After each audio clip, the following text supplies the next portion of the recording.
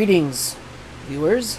This is CP666 signing on for another video about this MacBook Pro. I don't know why I called it a MacBook Pro. Let's try that again. Greetings, viewers. Welcome to the second installment in my Black MacBook series, with a camera that everybody loves. Alright, but that's not your excuse to complain about it in the comments, because the camera is not what this video is about. Today we're going to be reinstalling the operating system on this, because I want a fresh start. I actually don't need that Ethernet anymore, but it does have AirPort, and I'll probably use the AirPort. I didn't hook it up to my network, at least not my primary network, because again, it's running untrustworthy software right now.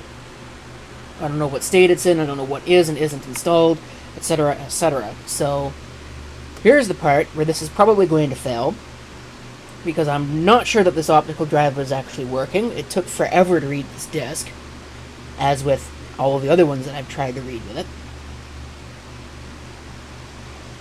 So, let's see if it actually will even boot. I'll give it a couple minutes. Well, it booted faster than I thought it was going to. Use English for the main language.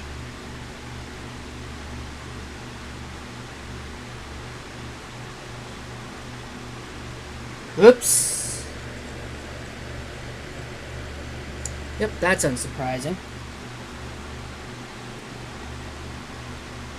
So, it looks like this is another one of those machines where I'm going to need a later version, which means I gotta find that disk, because I don't know which one it is. Well, this seems to be working. So we'll go into disk utility. If it will actually do it. Like I said, I'm not 100% convinced this optical drive actually works.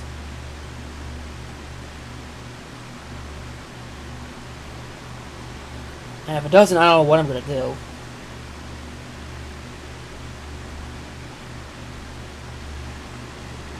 So this is going to be erased with the standard stuff.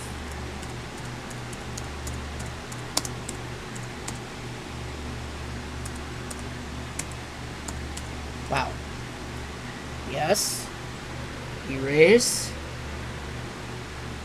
I want to erase the hard drive.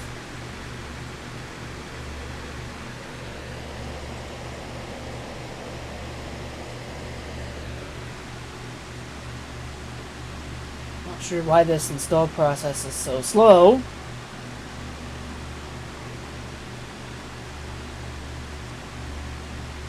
But we'll give it a few years and maybe it will actually take place here. Okay, a couple years later, that's now done. So I can quit the disk utility, go back to the installer, click continue, and then have it tell me that it won't actually run on this machine. I will assure you I read that very carefully. I'm going to customize this. Finding installation options. This usually doesn't take this long. Alright, printer support. Let's just install all the things.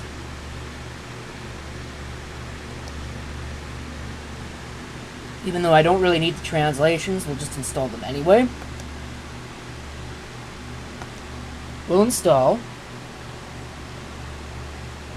And we'll wait the several decades that this is invariably going to take.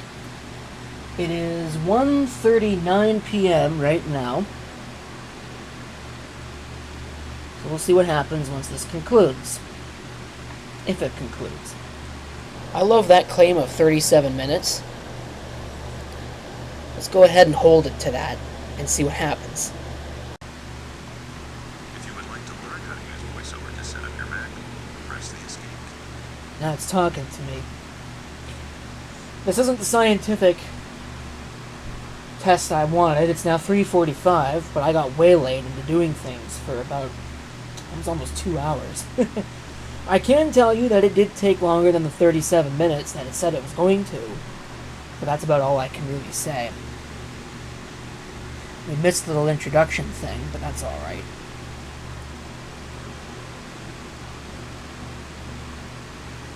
Don't need to transfer information. I'll go ahead and I'll connect it to my wireless network. This should take me to a desktop.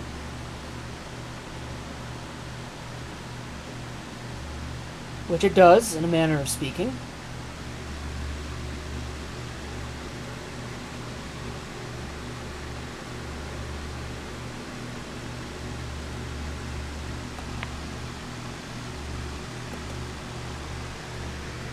As you can see here, this is 10.6.3 that we're running right now with 2 gigabytes of RAM. And that's probably the most this is ever going to see. I mean, I could put 4 gigs in there if I can find the modules. But for right now, this should be good enough. But now I got to run all the updates and all the other stuff. Alright, so here we are.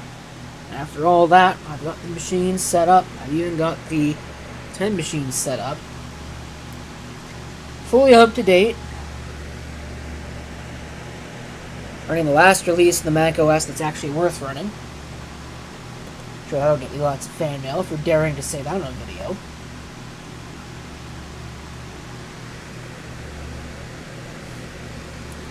But, as far as I'm concerned, it's the truth.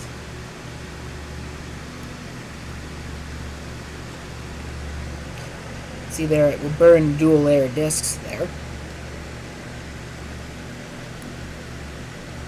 Marvell Yukon Ethernet. Kind of surprised to see that. I would have expected to see Intel Ethernet, but that's what it's got. And the GMA video, which again is probably the only reason why this actually still works. The original serial ATA hard drive. So that's it.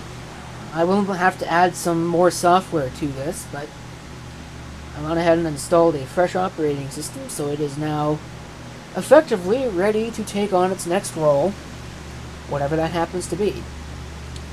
Thanks for watching, and if you have any comments, feel free to leave them below.